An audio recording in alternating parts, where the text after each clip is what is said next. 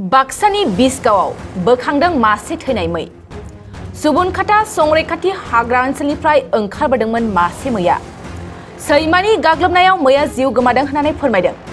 मिथिनो मोननाय बादिब्ला दिनै सानजौफु समाव माथाम सैमाया हाग्रानिफ्राय मैखौ होबोनानै बिसगावआव हाबो। उनाव रायजो राजाफ्रा मैखौ नुनानै होहरदोंब्लाबो मैया जिउ गोमायो।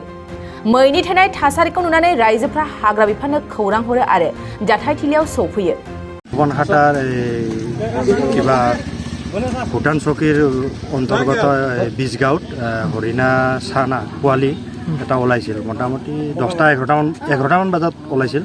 তাৰপিছত কুকুৰে জংঘলৰ পৰা খেদি 3-4টা কুকুৰে খেদিছে। তাৰপিছত ৰাইজৰ মানুহ গম পালে কিছুমানে, তাৰপিছত বহুতো বাগৰি পৰে।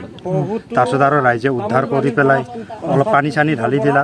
তাৰপিছত মোটামুটি 1 ঘণ্টা-1.5 ঘণ্টামান পিছত মাৰা গৈছে। আৰু বহুতো ধৰি পেলাই কিবা ফৰেষ্টৰ মানুহক জনোৱা গৈছিল, কিন্তু ফৰেষ্টৰ মানুহ অলপ পলম হ'ল। তাৰপিছত অট'মেটিক মৰি গ'ল। তাৰপিছত এতিয়া লৈ গ'ল। এই পূবফালৰ পৰা কুকুৰ 3টাই খেদি আহিছে। খেদি অহাৰ পিছত মানুহবিলাকে দেখা পাত পহু মানে গণ্ডগোল উঠিল। পহুটো অহাই ঘূৰি আছে, কুকুৰেও খেদি আছে। পহুটোক বাছৰ কাৰণে মানুহে চেষ্টা কৰলাক আৰু ধৰাৰ পিছত 1.5 ঘণ্টামান থকাৰ পিছত মৰি গ'ল। ফৰেষ্টৰ মানুহজন 1 ঘণ্টা আগতে জনাইছোঁ, কিন্তু আহাত অলপ দেৰি হ'ল। এতিয়া ফৰেষ্টে আহি লৈ গ'ল। সদায় নাজানো আৰু ফৰেষ্টৰ মানুহ লৈ গৈছে। অফিচতে নিব নেকি বোধহয়। মৰা নাছিল। আমি অলপ মাথাত পানী চানিও দিছিলোঁ, কিজানি আমি চেষ্টা কৰিছিলোঁ আৰু ৰাইজে কিন্তু নাই, নহ'ল। 1.5 ঘণ্টামান পাছত মৰি গ'ল। मोनसे गोजोनथाव खौरां।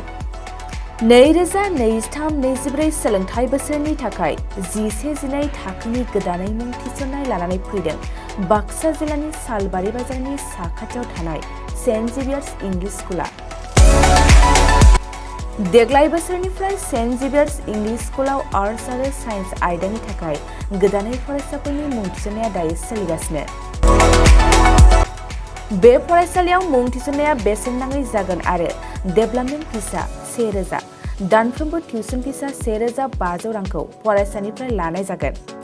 बेजों लोगोसेनो जायफोर फरायसाया मेट्रिकआव 90 जौखोन्दोनि बांसिन मोननाय आरो बिपिएल कार्ड थानाय फरायसाया बेसेन नाङाजासेनो मुं थिसननो हागोन। बबेखानि 80 जौखोन्दोनिफ्राय बांसिन नम्बर लानानै उथ्रिनाय आरो बिपिएल कार्ड थानाय फरायसाफ्रा मुं थिसननायाव 50 जौखोन्दो फ्रि जागोन। बेबादिनो 19 जौखोन्दो लानानै उथ्रिसारनाय आरो बिपिएल कार्ड थानाय फरायसाफोरनो रेहाय होनाय जादों। लोगोसे बे फरायसालियाव फरायसाफोरनि थाखाय हस्टेलनि खाबुबो दं।